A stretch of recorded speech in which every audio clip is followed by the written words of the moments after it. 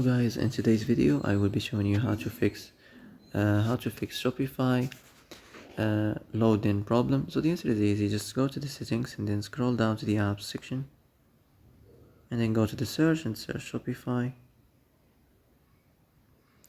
and then go to the storage, and here you will find this clear cache option. Click on it.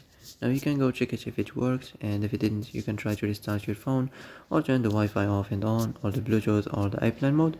Also, you can try to clear data, but be careful. If you clear data, all this application's data will be deleted.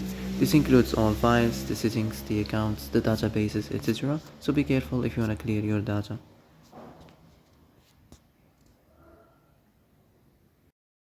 And that's it for today's video. I hope this is the answer you've been looking for. If you like this video, don't forget to like and subscribe, and see you in the next video. Thanks for watching.